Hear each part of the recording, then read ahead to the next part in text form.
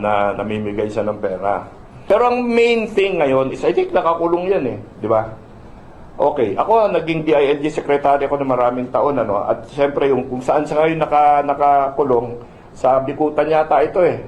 No, napuntahan ko yung preso na yan na maraming beses. Ito sasabihin ko sa inyo kung ikaw nakakulong ka sa Bikutan, kahit sabihin sa iyo na sabihin ang buwan ay itim, no? Pag nandun ka sa kulungan, sasabihin mo yung buwan itim. No? Sa madaling sabi, you have been deprived of liberty nga eh.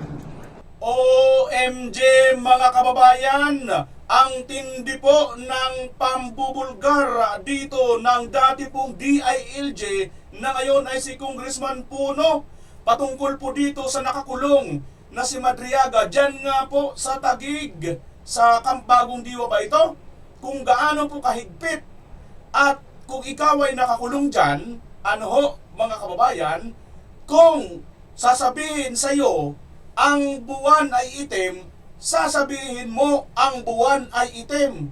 Dito naman kay BMR Channel na may prinsipyong Duterte, kung sasabihin sa iyo na ikaw ang pumatay kay Lapu-Lapu, sasabihin mo, yes, ako ang pumatay kay Lapu-Lapu. Bakit? Isa po akong chef, kaya lagi po ako araw-araw pumapatay ng lapu-lapu na isda.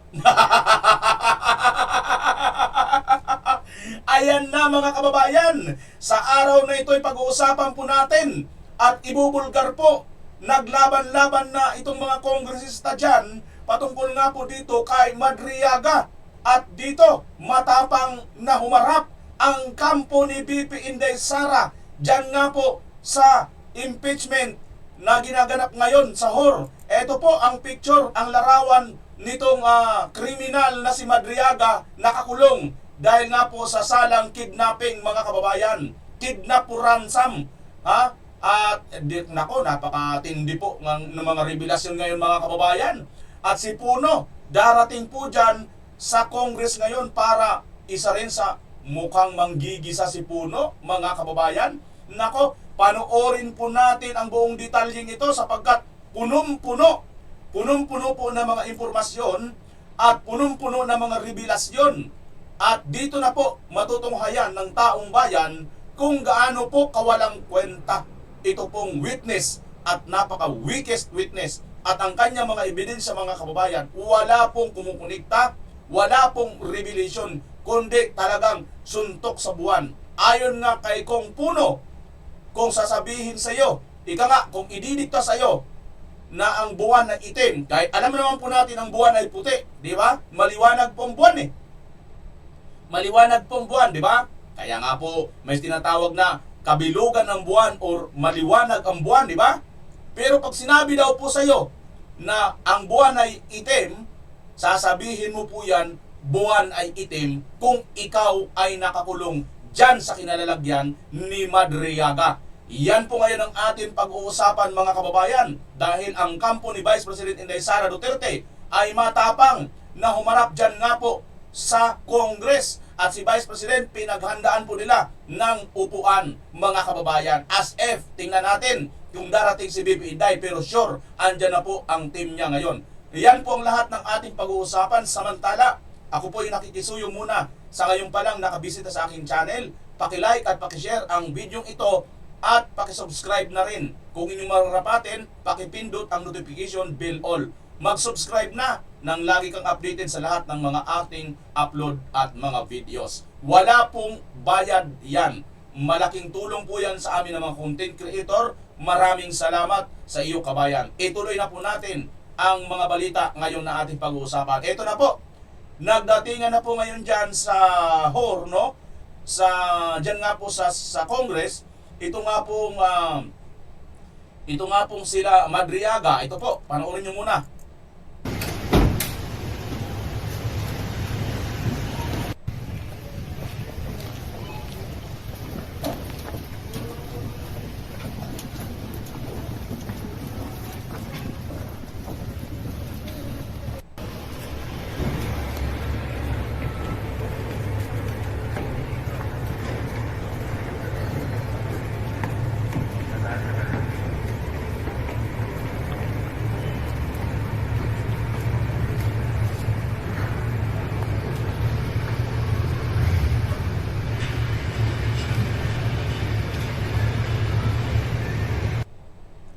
Ayan nga po mga kababayan.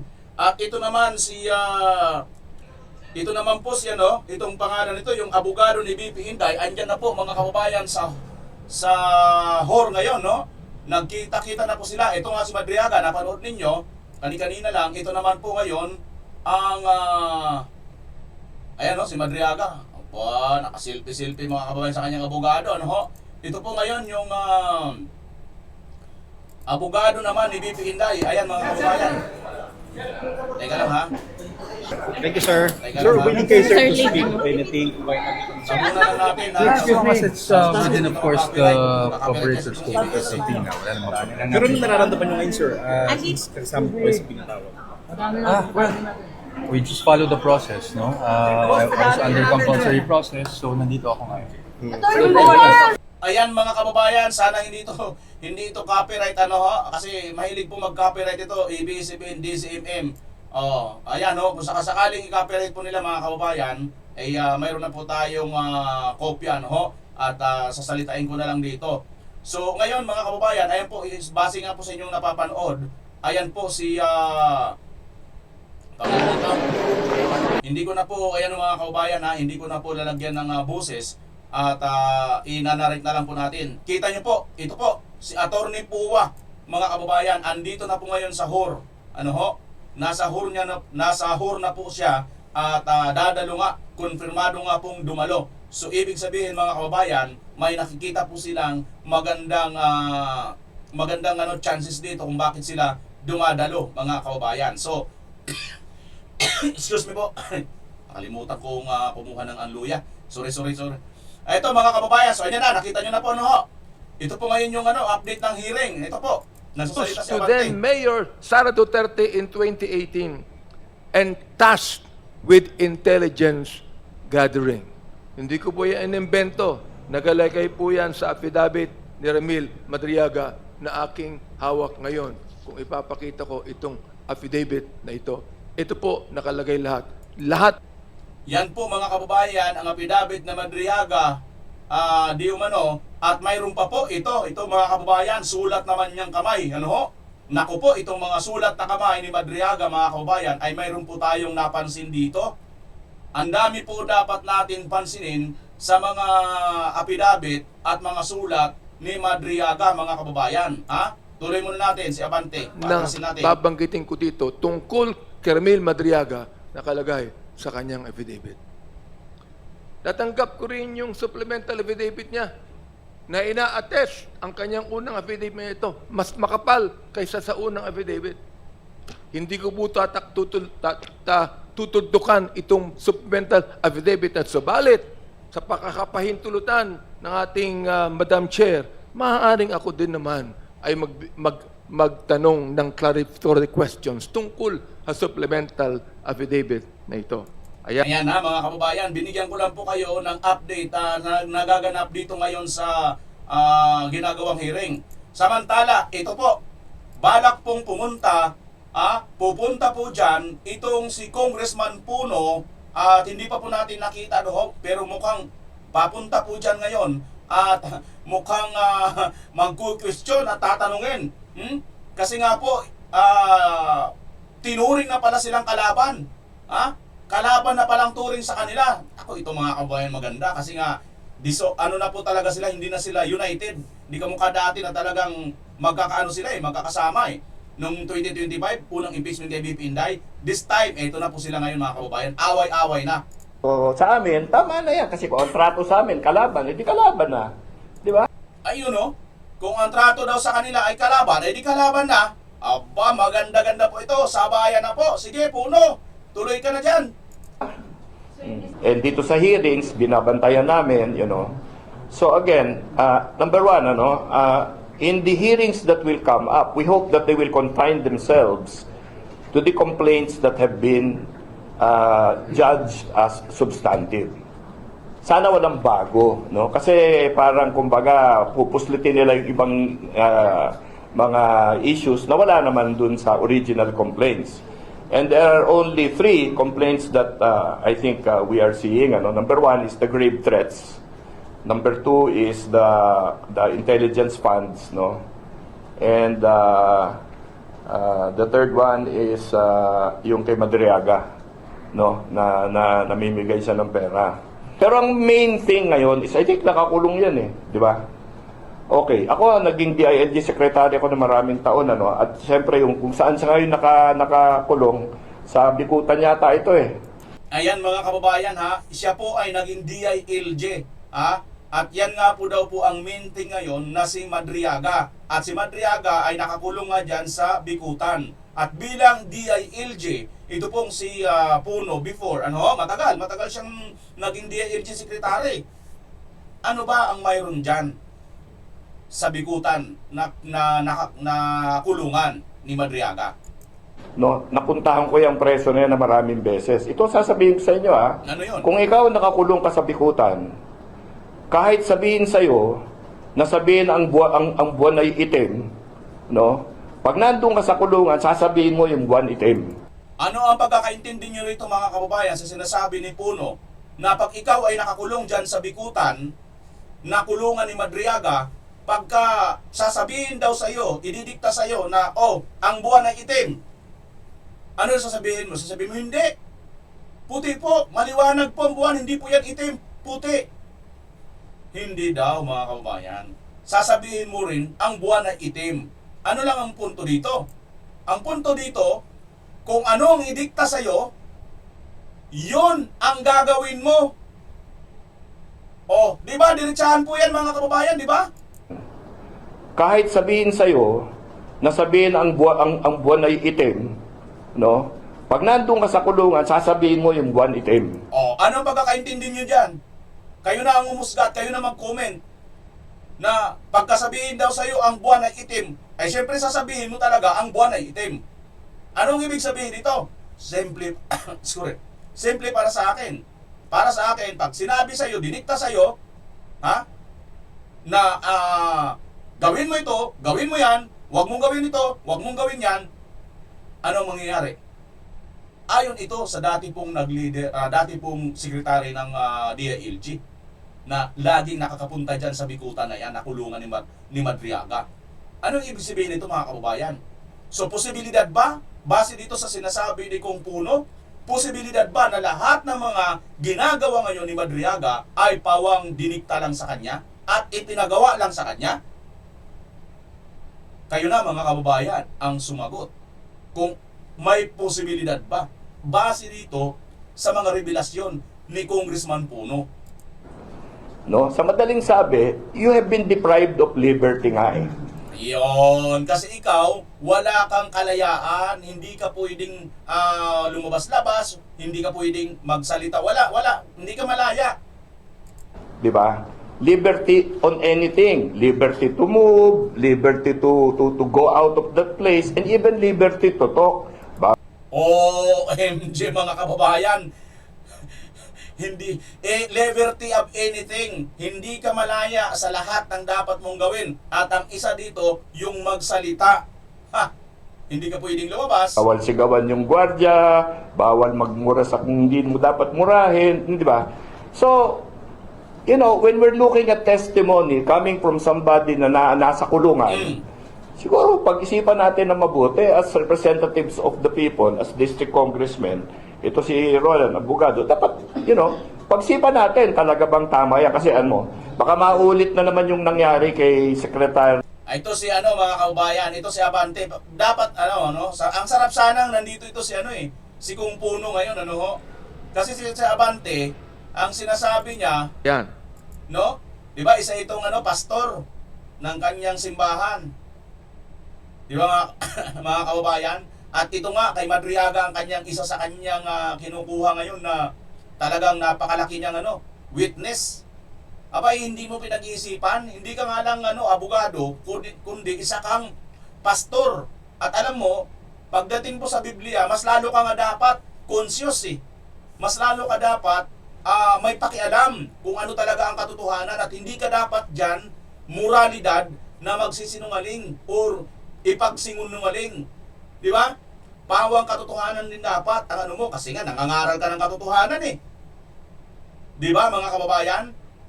Pero Ayon dito kay Abante, ito ngayon ang kanilang isa sa basihan na matibay na witness nila laban dito kay BP Inday, mga kababayan. Di ba? Thank you, Honorable Abante.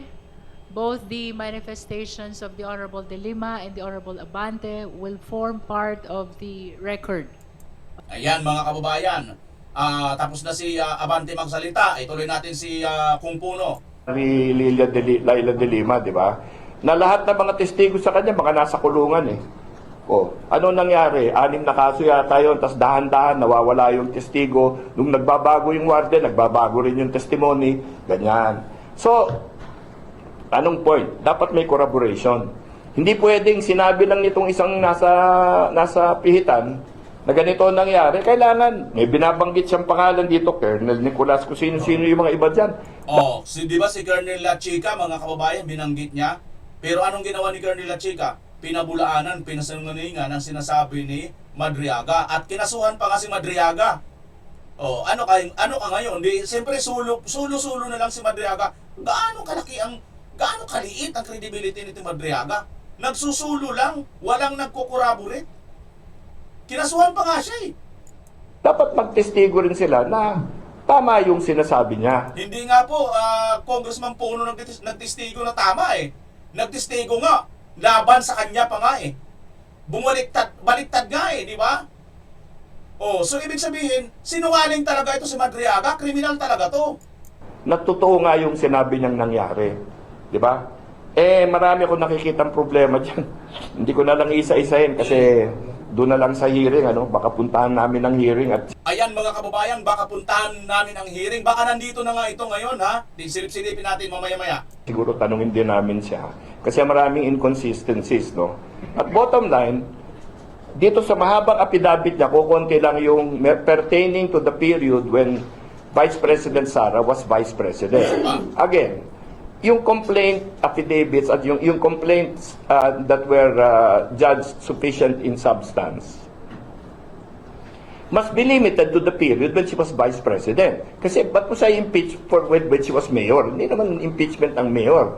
Di ba? So it has to be that period when she was Vice President. Tinitignan namin yung portion that he talks about, yung nagde-deliver siya ng pera. No? So, yung deliver lang ng pera, una-una, hindi siya sigurado magkano talaga yon. Sinabi siya, nasa loob ng bag, linagay niya yung dinagay sa kotse, dinala niya yung kotse sa isang lugar. Tapos, nawala yung kotse, kinabukasan, nakita niya, minamaneho ng ibang tao. O baka hiniram yung kotse, baka, tignan niyo rin yung kaniyang affidavit. Huwag na ako, no? Pag-aralan niyo, tignan niyo kung kapani-paniwala yan. Kasi baka paputok na naman yan, eh. Alright. And hindi maganda na focus tayo dito sa mga ganyan na dami natin problema tapos hindi naman pala totoo. Ganon. So, sa amin, Yan mga kababayan, focus sila ganyan kay Madriaga na hindi naman pala totoo. May basihan po ang punto dito ni Congressman Puno, mga kababayan. Dahil nga po ito si Madriaga nakakulong at siya mismo ay alam niya ito dahil dati rin po siyang DILG Secretary na sobra po napakahigpit dyan sa Taguig, no? Na yan ang piitan na yan, pag sinabi sa iyo ang buwan ay puti ay itim, yun din ang sasabihin mo. Anong implikasyon nito? Ang implikasyon nito talagang wala kang kalayaan at pwede kang diktahan dyan ng kung sino-sino lang, mga kababayan. Speaking of kung sino-sino lang dumating, ito mga kababayan, ayun, no? Kita na. Oy! Oy! Saba! Kita sila na ni ang ganda. Ay, gwapo. Ay! Mas gwapo kay ni Junior. Ayaw, cool! Bata pa ko, cool! Hawak mo ang bit. Ano yan? Tatalon-talon si Marcos. Hawak mo ang bi. Hawak mo ang bi.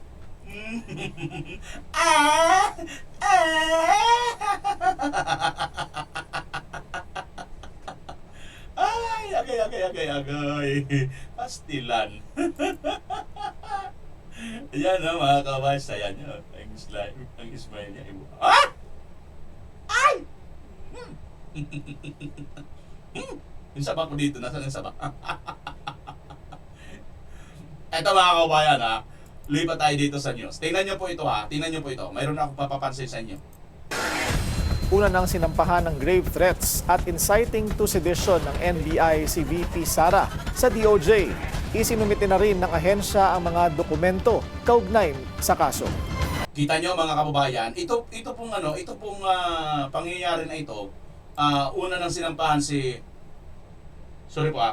VP Inday ng NBI at nakasampay nga yan sa DOJ Itong mga kaso na ito, magpapatunay po itong mga kababayan na wala pa pong verdict dito. Na ito naman, ginamit po ito doon sa impeachment kay Marcos Jr. na hindi daw po, wala pa pong verdict. Yun nga yung kidnapping na isinampa doon sa unang impeachment kay BBM. Di ba? Kidnapping, may kaso kasi si Marcos na kidnapping yung kay Tatay Digong, di ba?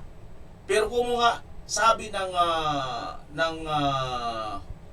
itong unang duminig noon sa impeachment complaint kay Marcos, yung naunang impeachment, wala pa namang verdict, di ba, hukuman. Tingnan nyo mga kababayan, dito makikita nyo itong hurna ito, napaka-bias talaga. Wala ito talaga sa ayos. Kasi tingnan nyo, kay BP Inday Sara, kahit hindi pa nasintensyahan, okay na yan, pwede na, lumusot na sa kanila. Pero kay Marcos, dahil kahit hindi pa nasintensyahan si Marcos, hindi pa na kung guilty or not guilty si Marcos, hindi yan po pwede.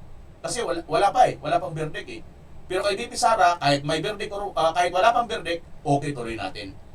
Ganyan po ito kabayas tong animal na mga congressman na ito. 'Di ba? Ganyan po sila kung mag-touring double standard sa ginagawa nila kay BP Inday Sara. Now, ito na. Puntahan natin itong mga ebidensya na hawak-hawak daw ni Ramil Madriaga. Tingnan niyo ito mga kababayan, may mga erasure Panoorin lang natin tong video na ito. Ang mga detalye sa unang balita ni Tina Panganiban Perez. Nakuha ng GMA News ang liham na ito mula sa isang reliable source sa kampo ni Ramil Madriaga. Tingnan nyo, mga erasure mga kababayan, hindi yan basta katanggap-tanggap, alam ko Dapat pagka, walang ganito, di ba, may mga erasure to Sulat kamay, pirmado. Ayun saan ba yun? At may petsang April 11, 2026. Si Madriaga ang nagpakilalang dati may petsang sa kampo ni Ramil May News. Ayan. Ito taas mga kababayan, Mayroong may erasure Mali ba? Mali bang pagkaka-script? At saka ito, hindi rin ito tama, Ito pa, Ayan po, mga yan Alam mo, pag legal, mga kababayan documents, dapat may mga question yan, red flag yan Liham na ito mula sa isang reliable source sa kampo ni Ramil Madriaga. Sulat kamay, pirmado. Ito pa, dami ito, laki nito. Anak ng teteng naman talaga, Reliable source sa kampo ni Ramil Madriaga. Sulat kamay, pirmado. Gaano kayo nakakatiyak na kanya talaga ito? At hindi ba ito yung tinta ay puti, ginawa nilang itim? Ayon kay Congressman Puno, na yung piitan daw na kinalalagyan ni Madriaga, kahit pa yung buwan, pwedeng sabihin daw sa yung itim ang buwan, sasabihin mo talagang itim ang buwan. At may petsang April 11, 2026. Si Madriaga ang nagpakilalang dating aide at bagman umano ni Vice President Sara Duterte at isa sa mga pinahaharap na testigo sa impeachment proceedings na isinasagawa ng House Committee on Justice. Sa dokumento, tinukoy ni Madriaga si FPRRD, ang initials ni former President Rodrigo Roa Duterte. Noong November 2021, binanggit daw sa kanya ng dating Pangulo na hahayaan daw tumakbo si Bongbong Marcos bilang Pangulo kasama si Sara Duterte. Pero kukunin nila ang pagkapangulo pagsapit ng taong 2020. Ang galing mga kababayan, di ba napakalaking tanga lang, hahayaan daw si Bongbong Marcos, na magpresidente hanggang 2025. Napakatanga. Alam mo, pang tanga lang ito. Hindi ito pang pang vlogger lang itong mga tanga. At mga follower din ng mga tanga, mga tangalista, bubulista, at mga kakamputa. Yan lang sila dyan eh, kakamping na puta, yan. Kain tae, kain suka, yan, sila lang yan. Ha? Sila lang maniniwala dyan, biruin mo. Number 1 nga si BP Inday eh. Nagmamakaawa nga si Super Ate na kunin man lang na Vice President itong si BBM pagkatapos ngayon ang itong testimonya ni Madriaga na doon nakakulong sa isang piitan na pwedeng sabihin ang buwan ay itim. Di ba? Tapos ito na yung truth na sa kanila. Di ba mga kababayan? Anong katarantaduhan yan? Na para bagang, sige, hahayaan ka namin para... Wala sa logic eh. Bakit mahayaan eh? Pwede naman. Pwede naman tumakbo noon at panalo naman talaga. Dahil si Tatay Digong, pagbaba niya sa 2022, mataas ang ratings, di ba? So, kung sino man ang ilalagay ni Tatay Digong, abay malaki ang tsansang manalo. Lalo pa kung anak niya. At number 1 talaga si BP Inday Sara sa survey. Katunayan nga siya mas pinakamalaking boto siyang natanggap sa kasaysayan ng eleksyon sa buong bansa natin. Sa buong history. Siya po ang pinakamaraming bumuto. At mauulit ngayon yan sa 2028. Mantakin nyo yan. Parang lumalabas kasi dito mga kababayan, parang sila pa yung nagmamakaawa kay BBM. Parang silang nakikilimos ng awa. Anak ng pating, anong klaseng katarantaduhan niya ni Madriaga? Kaya talagang malamang totoong sinasabi ni Puno na kung ano man ang sasabihin sa'yo dyan, pag dyan ka nakakulong, gagawin mo. Okay, ako naging DILG secretary ako ng maraming taon, at siyempre yung kung saan sa ngayon nakakulong, sa Bikutan yata ito napuntahan ko yung preso na yan na maraming beses. Ito sasabihin ko sa inyo kung ikaw nakakulong ka sa Bikutan, kahit sabihin sa'yo, na sabihin ang buwan ay itim, pag nandun ka sa kulungan, sasabihin mo yung buwan itim. Di ba? Pag ikaw daw po ay nakakulong dyan sa Bikutan na kinalalagyan ni Madriaga, kahit ang buwan, pag sinabi sa'yo ang buwan ay itim, sasabihin mo ang buwan ay itim. Lumalabas ba ganun ito mga kababayan? Di ba? November 21, Ferrari mentioned to me about letting Marcos to run for president along with Sara, all for a plan for retaking the presidency from BBM by year 2020. Anak ng pating ng isang napakalaking katarantaduhan talaga. Si Tatay Digong ang nagsasabi lagi. Naiinis na nga si Tatay Digong at nagtataka nga si Tatay Digong Natandang-tanda ko pa yan sa interview kay Banat Bay. O sino ritong nakapanood ng interview ni Banat Bay si Tatay Digong? Sabi ni Tatay Digong, nagtataka nga ako dito kay Inday, bakit siya yung number 1 sa survey, bakit tumakbo siyang Vice President? Siya dapat ang President Naalala niyo yun mga kababayan? Nagtataka si Tatay Digong. Yung pala, nabula na nitong bangag na ito mga kababayan. Tuloy natin dito. Idugtong na natin to sa interview ni ni Attorney Panilo. Link in her impeachment case. Let's get on point with Attorney Paulo Panelo, who serves as Duterte's legal counsel in her perjury complaint against Madriaga. Attorney Paulo, good to have you. Good evening, Welcome to the show. Maraming Thanks salamat for po. having me. Perfect time because as I mentioned a while ago in my introduction, may bago po kasing balita na nagsulat po for context si Ramil Madriaga. It was how many pages? I don't know if it was 3 pages. 3 pages. Handwritten. And basically saying this, I will try to that there is a plan, basically, to assassinate a plan by former President Rodrigo Duterte to assassinate PBBM in the event that he does not go away, Give way to VP give Sara. way to Vice President Sara Duterte to become president. Because apparently, medyo kakabasa ko lang po kasi, there was supposed to be a deal Right. beforehand that BBM was supposed to vacate the post by 2025. Ibig sabihin, midway doon sa 6 years, aalis si BBM, papalit si VP Sara, at kapag hindi ito in-honor Papasok ang bulaklak, aalis ang bulaklak, papasok ang ray ng si Saba. Hawak ko ang bi. Hawak ko ang bi. Hawak ko ang bi.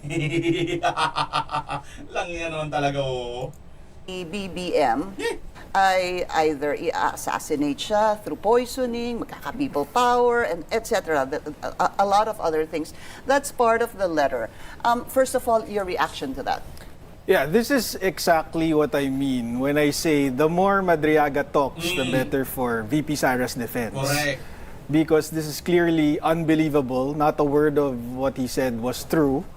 And yeah, if he executes an affidavit or even he swears on this testimony tomorrow, then we'll be happy to refute it point by point. But yeah, I've always said that allowing him to testify before the House Justice Committee will only reveal his lack of credibility and expose his lies, but he succeeded in doing that even before appearing before the House Justice Committee. Via this letter. Via this letter, yes. Okay.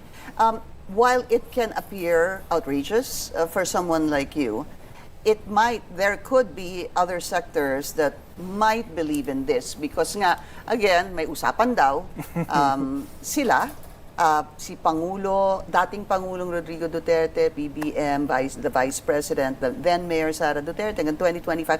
Meron pa kasing hanggang 2025 para the Vice President takes over as President and thereafter she will still be eligible to run again in the next election. So, there could be people who would actually really believe this, but how important, I guess, is it for maybe someone else to confirm this narrative or this accusation of Ramil Madriaga? Or siya lang ba? For you, natatawa na lang ho kayo? Yun ang totoo, natatawa na lang ako. Alam nyo, natatawa rin po talaga tayo dito kay Madriaga, mga kababayan. Kasi napaka-labo bumalabs Eto ha, bigyan ko kayo ng dapat maalala ninyo. Kung totoo ang pinagsasabay ni Madriaga na yan, bakit nung time na kinikidnap si Tatay Digong, hindi man lang sinabi ni Tatay Digong, sige, lumabas na kayo. Walang Tatay Digong at walang VP Sara Duterte na na nagtawag despite na alam naman po natin na illegal ang ginawa nilang pag-aresto o pag-kidnap kay Tatay Digong. Saan ka nakakita na isang individual, isang Pilipino, tanggalin na natin dati siyang Pangulo, pero wala pa po sa history na kinuha ang isang Pilipino sa bansang Pilipinas at dalhin sa ibang bansa dahil doon linitisin sa kanyang kaso. Manapa, bago dalhin doon, dapat dumaan muna sa lokal na korte dito sa ating bansa, mga tanga! Di ba? Yun pa lang, mga kababayan, hindi ako abogado, pero common sense naman. Kung itong si Madriaga, tumutugma ang kanyang narrative, dito pa lang, bagsak na ang kanyang narrative. Hindi po ako nagagalit ha. Nai-intense lang ang aking sinasabi. Lumalakas lang ang aking bibig dahil nararamdaman kong mali ito Sige nga, mag-search kayo. Mayroon na ba ang isang Pilipino sa history ng Pilipinas na dinakip ng sino mang bansa, sino mang estado? Ha? Mayroon na ba? O sige, habang pinapanood ninyo ito, mag-search tayo, sama-sama tayo mag-search. Habang nakikinig kayo, pares tayo nakikinig, mag-search ako, mag-chat GPT ako kung mayroon na ba isang Pilipino na kinuha dito sa ating bansa, inaresto at dinala sa ibang bansa at doon hinatulan na hindi muna dumadaan dito sa local court ng Pilipinas. Sige mga kababayan.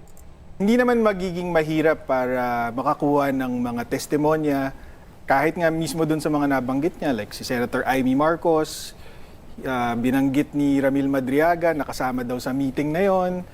I don't know how we can get the testimony of PRRD, for example, who's in The Hague, but I'm sure we can get people close to the president that might have personal knowledge about these things. And of course, the vice president. And tomorrow, if he supplies more information, because there's a Mahaba-haba lack din of kasi dates, diba?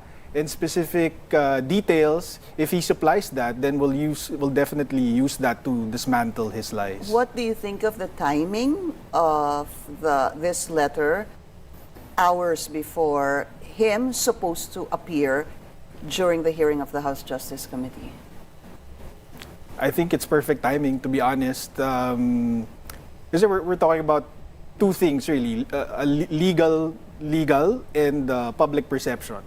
In terms of legal, this is perfect timing because this just shows how incredible his testimony is and how outrageous the claims of Madriaga is. For example, kahit lang yung sinasabi niya na he gives advice to the former president. Oo. In 2018, he must have been a politician already for over 30 years. To give advice? And then you want us to believe na a career criminal like Ramil Madriaga gives advice to the former president. So, doon pa lang parang hindi nakapani-paniwala. Di ba?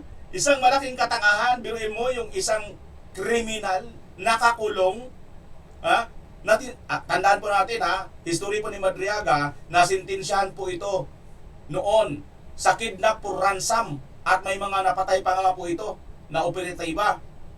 Ano ho?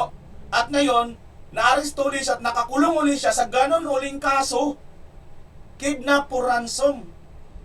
May kasama pa yata itong homicide or murder. Tapos itong tao na ito, yung magbibigay ng payo, advice kay President Duterte, okay ka lang ba? Okay ka ako, okay ko? Grabe.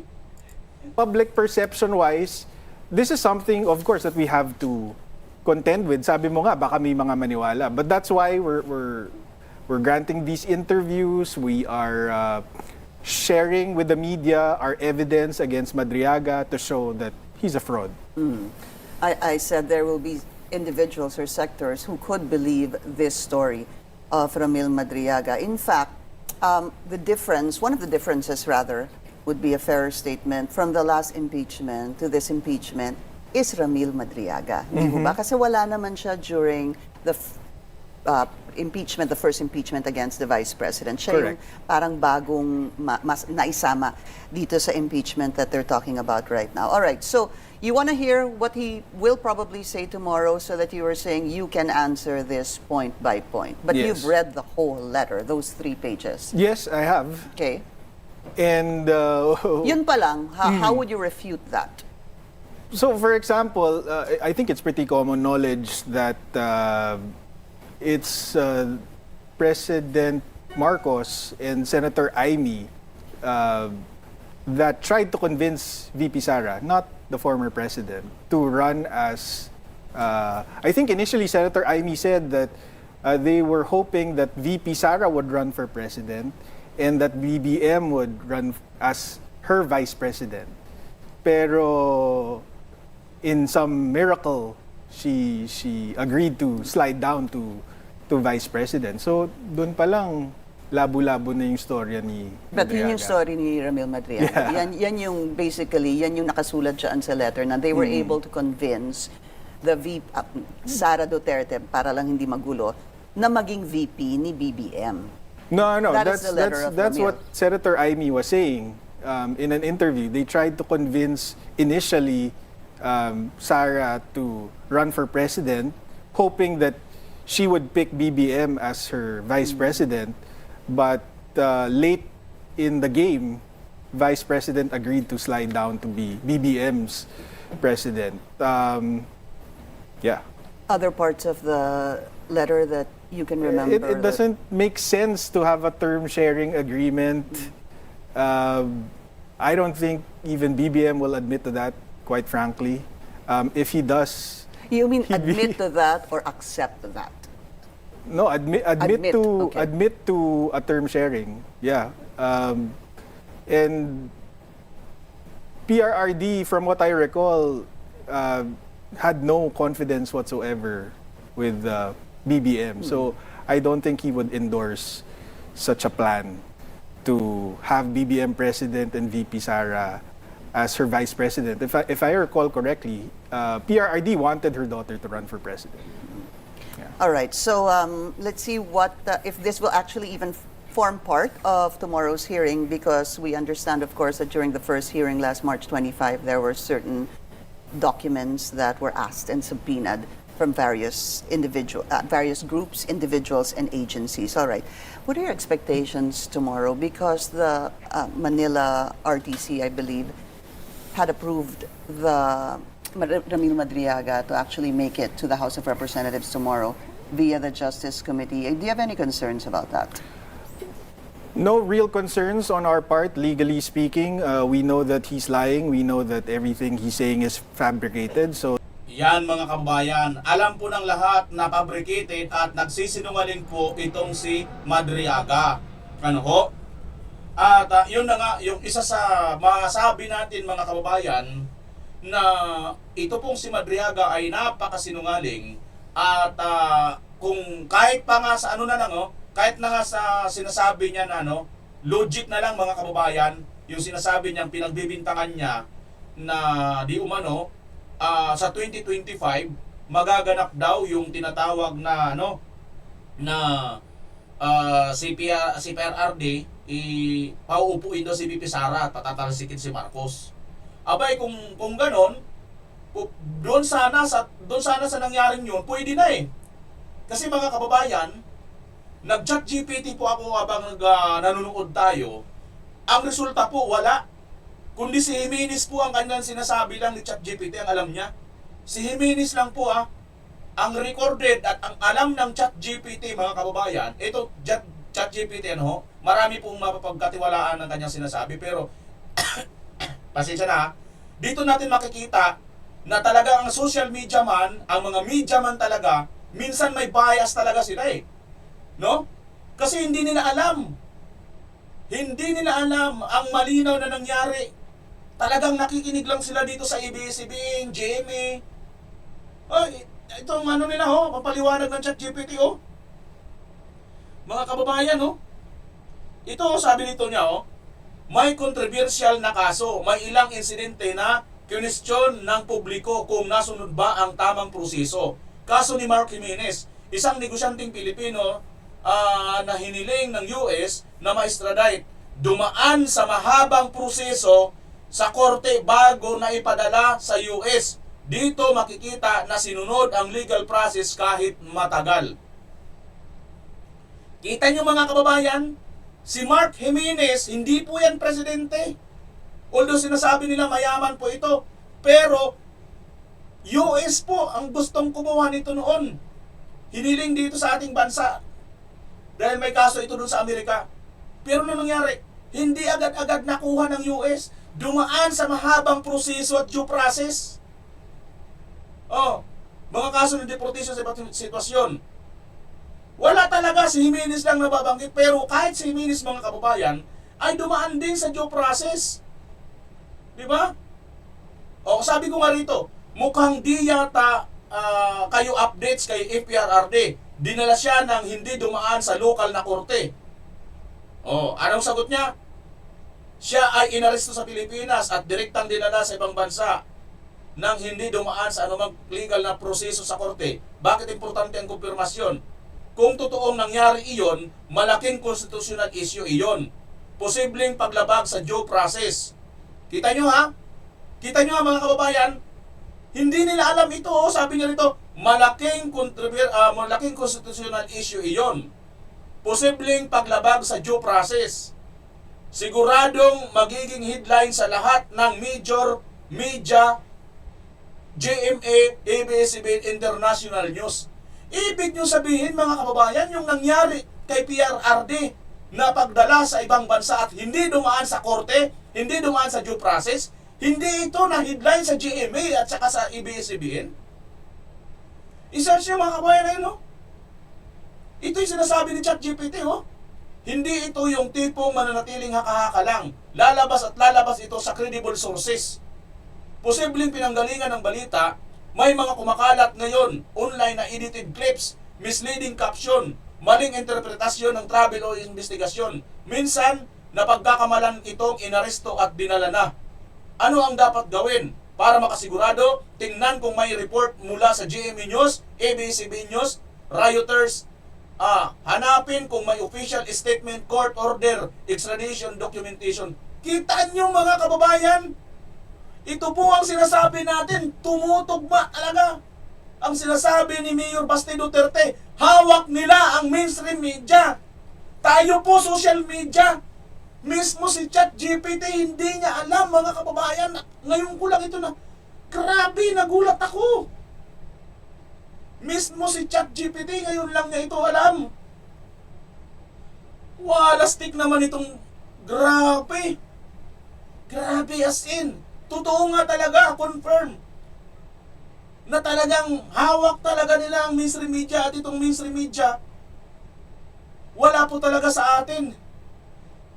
Grabe, as in talaga, nagulat ako ngayon lang ako mga kababayan. Sa totoo lang, marami po ang mga facts na nalabas ni ChatGPT pero hindi po lahat. Isa na po ito dito, kay PRRD. Wala pong doon na korte. Naka-live po tayo mga kababayan. Andyan pong video ko hanggang ngayon, buhay pa rin. Malapit ng 1 million ng views. Pero hindi po dinala si Tatay Digong sa local court. Wala pang 24 hours, nilipad na papuntang Dahig si Tatay Digong. Pero si ChatGPT hindi niya alam. Ibang klase mga kababayan itong natin. Diba? Ito na po ang sinasabi natin, hawak po nila ang mga mainstream media. Kaya mga kababayan, please, nakikisuyo ako sa inyo. Pakishare. Utang na loob. Wala naman pong bayad ito. Kung gusto mo po talagang makatulong, para na rin sa pamilya mo, para sa kinabukasan natin. Nakaka-emosyonal lang kasi alam natin, di ba? Nag-live tayo eh. Diretso sa Villamor lang eh. Hindi nga pinapasok si Senator Bongo, yung iba't ibang mga abogado, pati nga pagkain. Wala, hindi pinapasok eh. Hindi naman korte yung Villamor. Hindi alam ng ChatGPT, hindi pa ako nagagalit sa ChatGPT. Ibig sabihin, itong ChatGPT mismo, na marami po rito ang kumukuha ng impormasyon sa kanya, hindi nila alam. Nakakagulat ito mga kababayan. Siguro, subukan nyo lang i-search. Sabihin nyo muna, ganito ang i-type ninyo. Mayroon na bang mga kaso sa Pilipinas na isang Filipino citizen dinala, inaresto, dinampot sa ibang bansa na hindi dumaan sa due process o sa local court ng bansa? Ang sinabi ni ChatGPT dito, mayroon isa lang, si Mark Jimenez. Pero kahit si Mark Jimenez, hindi siya dating presidente, dumaan siya sa mahabang proseso, ilang araw, matagal, bago siya, Amerika pa yun ha. Pero bukod tangi itong kay Tatay Digong, wala pang 24 hours. Kaya tore, naku po. Kaya ngayon mga kababayan, gagawin talaga nila ang lahat na huwag makabalik ang Duterte. Kasi pag nakabalik ang Duterte, tayong taong bayan na mga maliliit na mga inaapi ang makikinabang. Kaya mga kababayan, magtulungan po tayo. Isa po itong maliwanag. Mismo po ang ChatGPT. Grabe ang Google. Naku po. Alam nyo, nalungkot ako talaga dito. Hindi nila alam kasi sabi nila, ibabalita ito ng Reuters, ibabalita ito ng mainstream media katulad ng JMA, katulad ng ABS-CBN. Fake news yung ABS-CBN na yan eh, hindi yan nagbabayad ng kanilang tax eh. Di ba? Anak ng titing. Sige mga kababayan, baka Tuluyan na tayo mga high blood ha. Dadagdagan ko pa high blood ninyo. Ito na si Madriaga. Of our today's proceeding. Nandito na Before sa we ano? proceed, may we Huwag know ko magsasalita na. from the committee secretary whether the complainants are present in today's hearing. May we request the complainants to please stand up? Father Sabalia et al. For the third impeachment complaint. Let us place on record that the private complainants in the third impeachment complaint are present in today's hearing. Thank you. You may take your seat. May I request, if he's around, Attorney Cabrera to stand up if he's present in our proceedings. Exhibit A, complaint, so that we can refer to the complainant, to the affidavit in the course of our proceeding. With all due Exhibit A- respect, Honorable Rodriguez, we are doing away with the marking of the documents as the same should happen as well, only during the trial. So it is enough that the committee received all the documents in compliance with the subpoena to form part of the records of our proceeding, but the marking should happen during the trial. With all due respect, Honorable Rodriguez. Thank you. I always agree with the chairperson. Thank you. With that, let us rule on the motion. If there is no objection, the motion is granted. Attorney Pantonales excused from this proceeding. Maraming salamat po. Thank you, Madam Chair. Madam Chair. The Honorable Terry Redon. Ayan na mga kababayan. Ito na si Madriaga. Tingnan natin kung ano sasabihin niya ngayon.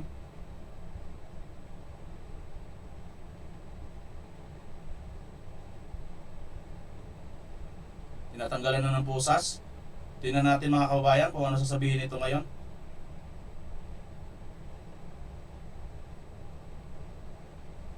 Tingnan natin.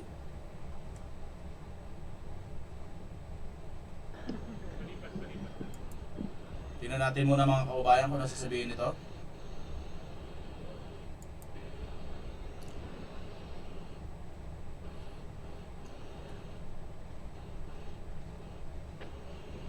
May we direct the BJMP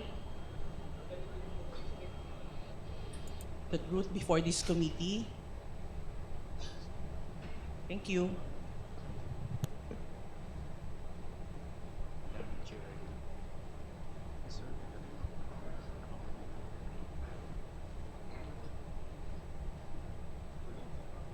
with all due respect to the lawyer of attorney of Ramil Madriaga, Attorney Palad, may we request that you just occupy the seat at the back of Ramil Madriaga.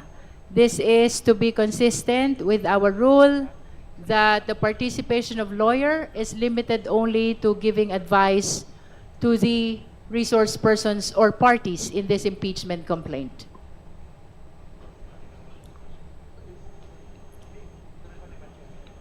Please provide a chair at the back of Madriaga for Attorney Palad.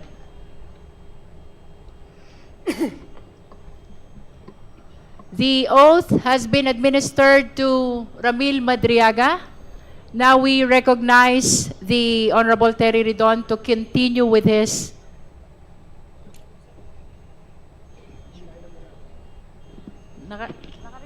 Madam Chair, The Honorable De Lima is recognized. before the questioning of the Honorable Terry Ridon, this representation wishes to make a disclosure.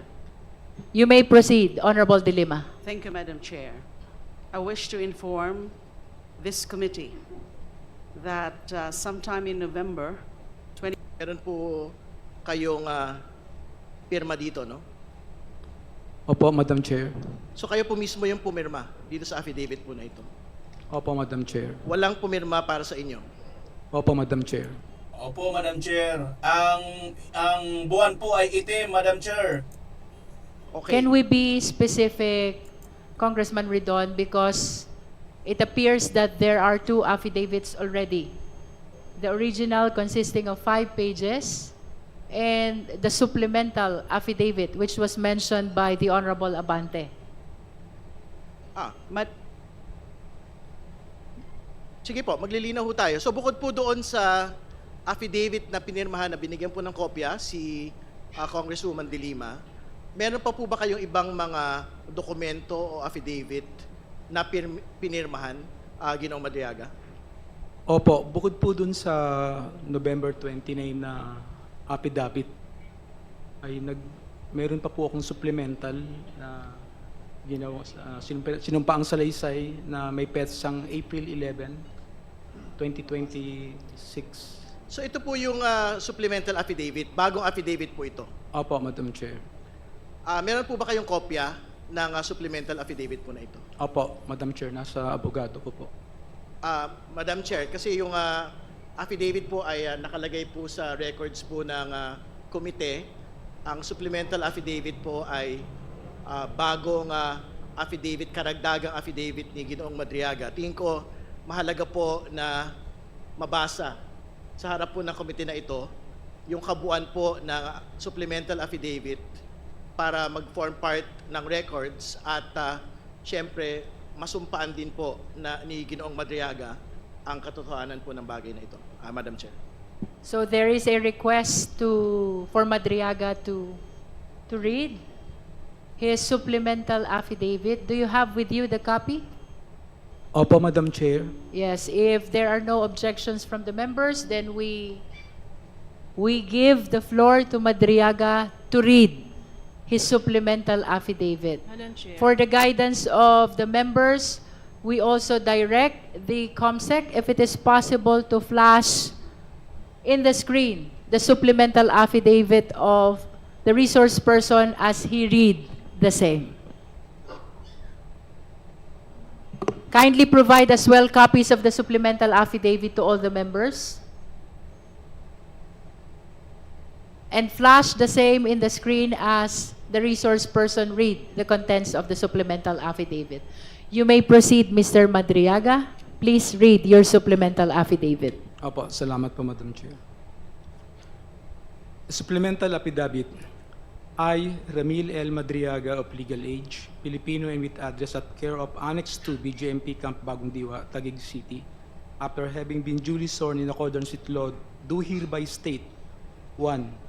I am currently a detainee at Camp Bagong Diwa, Taguig City, for charges of kidnapping, criminal case number RMNL-22-05157-CR and R-MNL-22-05158, pending before the Regional Trial Court, Branch 21, RTC Manila.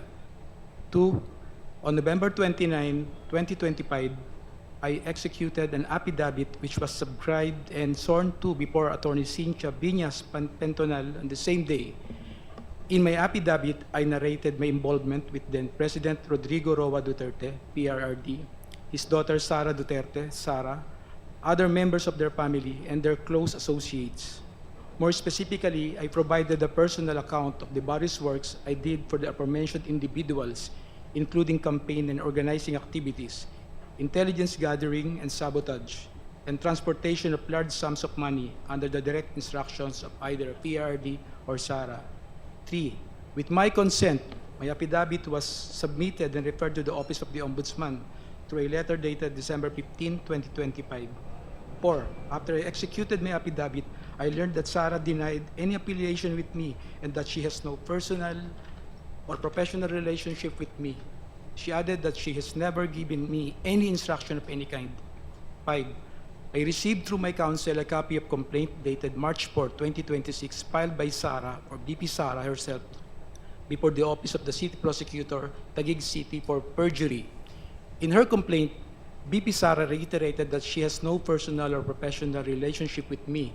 In fact, prior to the dissemination of the Madriaga affidavit, BP Sara had no recollection of knowing, meeting, or interacting with me. 6.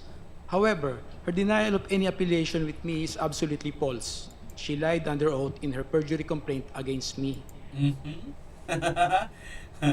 Ayan mga kabayan, kayo na pong bahala magpatuloy niyan kasi alam niyo, sasabihin talaga niyan lahat. Ayon nga dito kay back to basic na lang tayo dito kay Kung Puno.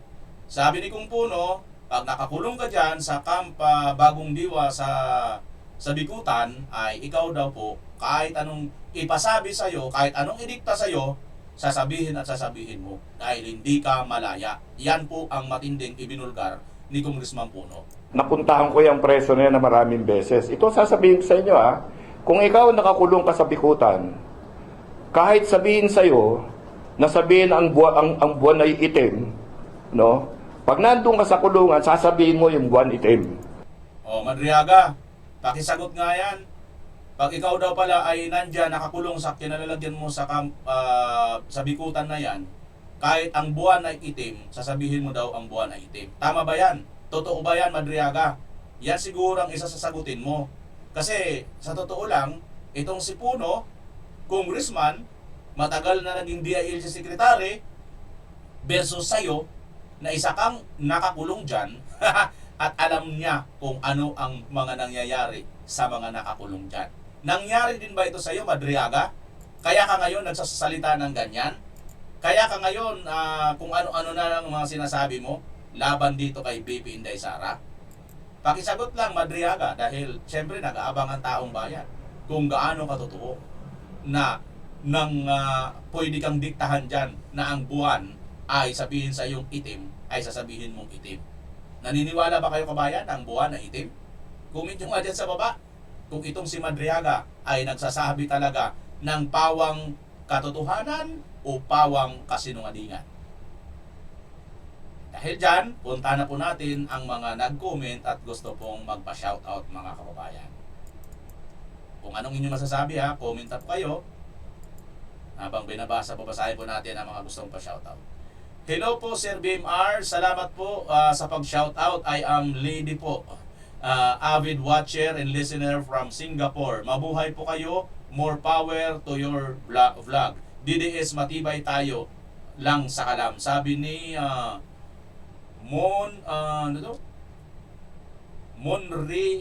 Monro Amori. Ayan, babae pala. Salamat ma'am sa inyong Monre Amori. Tama ba? Diyan sa Singapore. Shoutout sa inyo. Watching from Dinagat Islands, Inday Sara po kami. Sabi ni Merlita Marzan. Uy, shoutout sa inyo dyan sa Dinagat Island. Saan ba yan? Maganda ba dyan? Punta ako dyan. Pwede bang magbugsay lang yan? Magsagwan lang. Venus Abidin. Good morning po, VMAR Channel. Mananaig pa rin ang katotohanan laban sa kasinungalingan. Hindi papayag ang ating Panginoong Diyos. God bless you. Thank you po, Venus Abidin. Anong episode ni Percy kasi napanood ko most of it? Sabi ni Greg 44. Alam niyo po, Sir Greg, nahanap ko nga po yun kasi napakadami po mga revelasyon ni Percy. Napakarami po mga revelasyon noon. At isa sa kanya mga revelasyon yung sindikatong Marcos. Mayroon pa nga siya yung binabanggit, yung tatay yata ni Martin o tsuhin ni Martin. May ganun pa eh. Ang dami noon mga kababayan, mga revelasyon, tsaka yung patay na yung unang BBM. May mga ganun mga kababayan. Alam mo, kumakalat na po yun. Noong pa, marami na sa akin nagko-comment dito na taga London yata sila, yung kanilang mga magulang, doon na sila nagsitanda, na sinasabi nila, napatay na daw yung unang BBM. Yun ang sinasabi nila At bata pa ako mga kababayan, naririnig ko na yan. Noong pa ako sa Samar, bata pa ako noon, sinasabi na ng mga tsuhin-tsahay namin noon, natigok na daw yan napatay daw yan kasi nga may nakalaban daw yan dahil sa laki sa layaw nga Jeep Roxy. Mayaman din o prinsipe yata kung ano man. Dan shared watching you from Morocco. Marites Forum Cabral. Marites Forum Cabral, shoutout sa inyo sa Morocco. Wow. Oo nga, Morocco. Nagulat ako, baka kayo ba yung sa mga taga Morocco na bumati sa akin sa SM? Nagulat ako noon, pumipila ako doon sa pizza, yung first slice.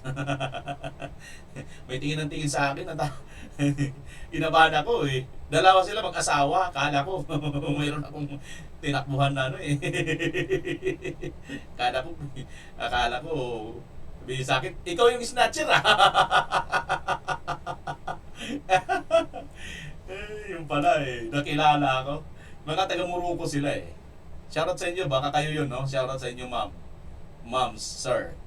Mag-asawa yun Another sarswila ng admin, sabi ni Shar Jim. Magandang umaga, BMR from Calamba, Laguna, sabi ni Pyra May. Bakit April 14? Dapat ngayon pa yan upload, hahaha, sabi ni Gina Lynn Isaak. Oo nga, April 14 binanggit ni BBM kahapon, lutang pa rin, no? Kahit mataas na yung amats eh. Di mo narinig yung date niya. Sir, April 14 daw.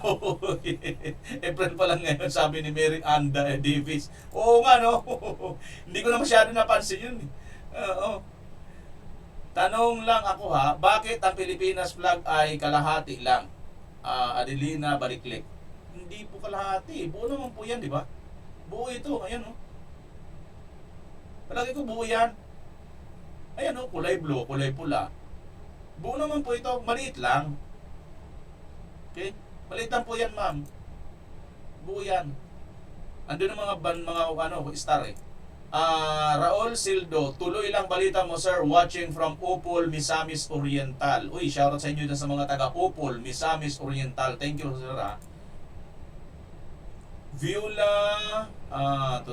Viola Alamag Fujimori. Ba, ang Hapones. Maayong gabi sir VMR, watching from Japan. Banzai. Uy, Banzai! Kampay, Banzai! Tumarachi! Di ba? Si Viola, kaya pala, Fujimori. Ay, shoutout sa inyo dyan ha. Wakaranay. Idol Bimar, watching from Ivisin, Capiz. Sabi naman ni Helene Buendia. Uy, sa Capiz, no? Kumusta ng aking mga kumpare dyan, mga kumare dyan, mga kaibigan natin dyan, mga amigo natin dyan, mga wakwak, manananggal at mambabae. Hindi, joke lang. Wala na rito, nandito na. Nandito na sa Metro Manila. Nagpo-programa sa Birada Aguila. Ayun, si Kapila at si Bimar. Sir, bakit di makita boses mo lang naririnig, sabi ni Rosemary Gamunis. Ano kaya yung hindi niya makita, boses ko lang naririnig? Wow, may HK na dyan sa Davao, dyan na lang ako, sabi ni Virginia Sibusa. Ano yung HK? May humbong na? Magandang gabi po Sir VMR Cebu, sabi ni Nitz Lids. Oy, good morning sa iyo, Nitz Lids. Faye Pahilanga, watching here in Toronto. God bless BMR. Thank you po ma'am sa Toronto, Canada, si Ma'am Faye Pahilanga. Dapat hubaran ng makita ang katotohanan, sabi ni Liza Jimenez Digno. Ayun sir, sabi ni Amilinda Blanco. Noon pa yung video, sabi ni Julene Reyes. Talaga ba? God bless Philippines, watching from Green Mark, sabi ni Bernadette Juntelia. Juntelia ba? April 14 daw, samantalang 13 pa tayo ngayon. Ano ba ang totoo? Lutang pa rin ang si BBM, ano? Umhasan. Totoo nga, ano, kahapon nagbalita siya, April 14 daw, 13 pa lang. Good day, VMR, watching replay. Hindi nagsawa ng admin bangag sa panluloko sa mga Pilipino. Ako naniniwala, hindi yan si Marcos. Kadubol niya yan na walang kambing, sabi ni Nina Fortua. Bakit nandyan pa yan? Sabi ni Lilia Dama. Wala kasi doon. Baka si ganun yan. Oo nga, no? Baka si ganun. Ganun! Magparamdam ka nga! Di ba trabaho mo? Pag-aanin ng buhay ng mga naghihirapang Pilipino, nasaan ka ba? Ganun! Pagalawin mo nga yung baso, di na gumagalaw ang baso sa'yo, ganun ah. Paramdam ka naman paminsan-minsan. Nang makita ka ng taong bayan. Christita Imbudo, it's kind of magic. Can you say the truth will prevail, the truth BBM?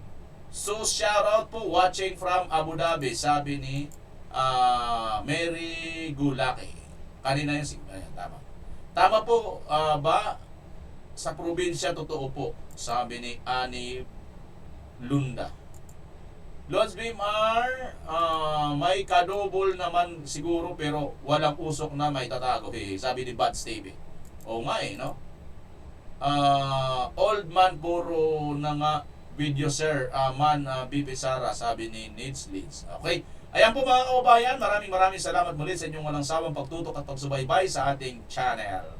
Pakilike at pakishare pa rin po mga kababayan. Salamat po kung nakarating ka sa dulo ng video ito. Talaga naman, isa kang Prinsipyo Duterte. Proud. Pilipinas as always. Bye-bye!